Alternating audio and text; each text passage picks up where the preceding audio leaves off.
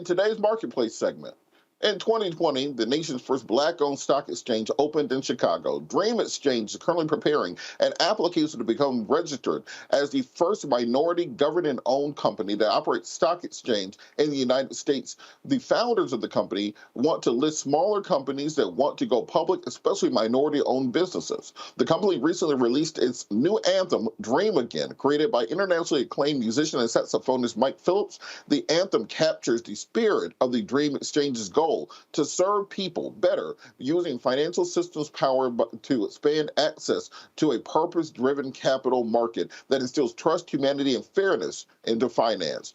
Dream Exchange is on its way, hopefully by the end of this year, to being a licensed stock exchange, a registered exchange, just like New York Stock Exchange. We'll have a regular national market system exchange, but we're also doing something to pass legislation to develop a venture exchange so that small cap companies that historically have had to rely on those banks and government programs and others to get their capital will now have access to the huge $30 trillion capital market. And that's just not happened before. And we think that when we're able to do that, it will make a huge difference with regard to the ability of these companies to grow and thrive within our own communities. Why is it important to civil rights? Well, we've made progress for the last 60 years, but there's one final element that Dwayne and I are really focused on, and that's prosperity. Part of Dr. King's vision for America, and really by creating the first black-owned and controlled stock exchange in the history of the country, we believe we're going to open the capital market system to people who've never had access to it before.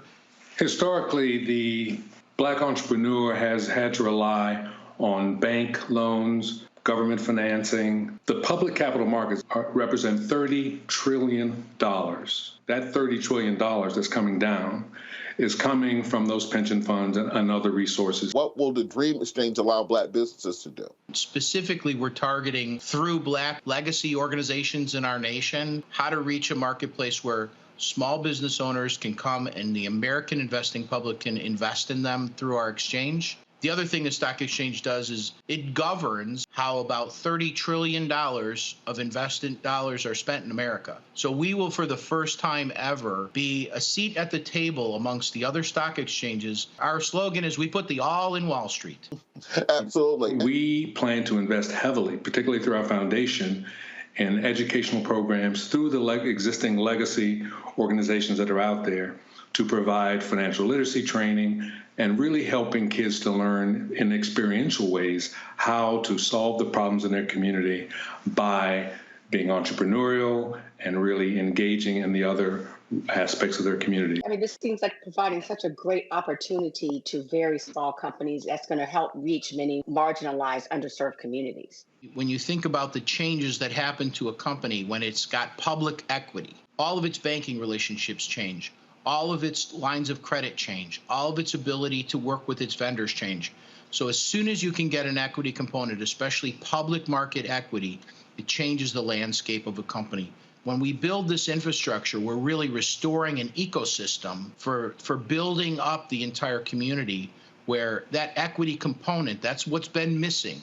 An equity investment in the public capital markets will completely change the ecosystem and the landscape. This is really exciting for me. I wanted to ask you a question about market analysis and how you all made some decisions. So particularly with the venture exchange, small cap companies will have stock that's very affordable. You'll be able to invest in these companies and watch them grow and really see how your money can multiply.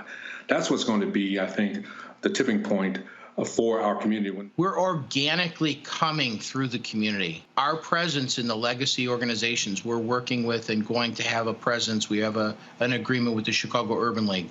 We're working with the National Black Chamber of Commerce. We're going to work with the National Business League. Our organic growth bridges this gap because we are the community.